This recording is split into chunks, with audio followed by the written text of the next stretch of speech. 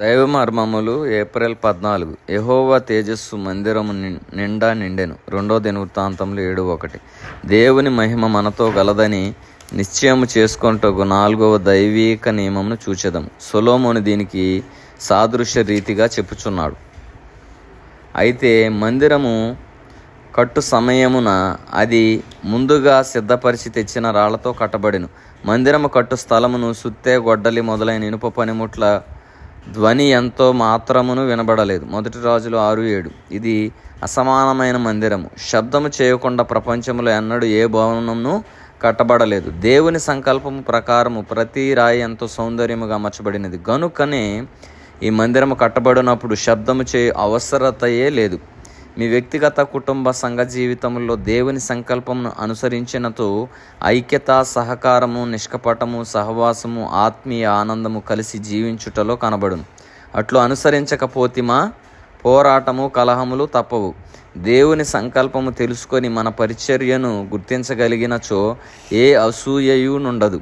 అసూయ వలన చాలా పని భంగమైపోయినది. దేవుని సేవకులముగా కూడా ఒకరిపైనొకరు అసూయ కలిగి ఉండుట సాధ్యమే. నిస్సందేహముగా ఇది నష్టమును చేకూర్చును. దేవుని మనసును నిశ్చయము చేసుకుంటకు రాత్రంతయు లేక ఇంకా దీర్ఘకాలపు ప్రార్థన చేయవలసి ఉండును. అప్పుడే ఐక్యత కలిగి ఉండును. ఆ మందిర నిర్మాణము పూర్తి కాగానే ఆ దినము ప్రభువు మహిమ ఇంటిని నివసించినందున చాలా ఆనందము కలిగినని 2 దినవృత్తాంతాలు 7:1 చదువుచున్నాం. 140 సంవత్సరములు దేవుడు వేచియుండెను. పరలోకపు క్రమములోనికి వచ్చే వరకు దేవుడు తన ప్రజలను ప్రేమించి గద్దించి శిక్షించాను. అప్పుడే దేవుని మహిమ దిగివచ్చును. దేవుని మహిమ తిరిగి రావాలనన్నచో మహిమ విడిచి వెళ్ళినదని ఒప్పుకొనవలెను. మనము గొడ్డుబారి ఉన్నామనియు నిష్ఫలముగాను ఉన్నామనియు పొందవలసినంత ఎక్కువగా దేవుని వాక్యమును పొందలేకపోవచ్చున్నామనియు ఒప్పుకొనవలెను. ప్రభువా, హన్నా వలె మీ అక్కర గుర్తించగలిగి ప్రార్థించగలుగునట్లు నేర్పించుము. ఆమె తన కుమారుని మీకు అర్పించుట ద్వారా మా అక్కరను తీర్చినది. మీ అక్కరను తీర్చగలుగు ఆధిక్యతను నాకు అనుగ్రహించుము. ప్రభువా, మీ వాక్కును ఇతరులకు అందజేయగలుగునట్టి సమూయేలు వలె నన్ను చేయము. మీ వర్తమానము నెరిగి అధికారము నుండి ధైర్యముతో మీ వర్తమానం ఇవ్వగలుగునట్లు అనుగ్రహించుము.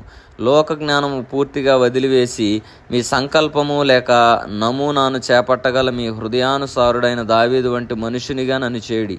దావీదుకు పరలోకపు మందిరం యొక్క నమూనాను దేవుడు ప్రత్యక్షపరిచినప్పుడు సంఘము విషయమై దేవునికి గల నమూనా దావీదు జీవితంలో కనబడినట్లు చూచుచున్నాము.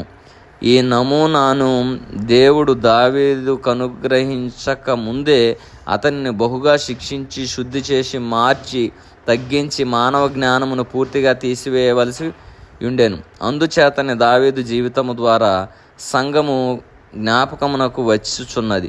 షిలోహులోని జీవితము ద్వారా దేవుడు జ్ఞాపకమునకు వచ్చుచున్నాడు. ప్రభువా, ఐక్యమత్యముతో సజీవమైన రాళ్లతో చక్కగా నమర్చబడి దేవుని మందిరమును కట్టుటకు సమాధాన ప్రియుడగు సొలొమోను వలె నన్ను చేయుడి. అప్పుడు రాతి తెప్పలు గల చోట్ల పడుదుమేమో. ప్రియుడగు సొలొమోను వలె నన్ను చేయుడి. కాబట్టి మనము కూడా దేవునికి లోబడి దేవుని ఆజ్ఞలను, కట్టడలను, నియమమును మనము కూడా పాటించినప్పుడు మన కుటుంబంలో కూడా ఎటువంటి కలహములు, ఎటువంటి అసమాధానము లేకుండా దేవుని చేత కట్టబడే కుటుంబముగా, సంఘముగా ఉండాలని దేవుని ఆశ ఉన్నది. అటువంటి జీవితము ప్రతి ఒక్కరికి కూడా దేవుడు దయచేయునుగాక. ఆమేన్.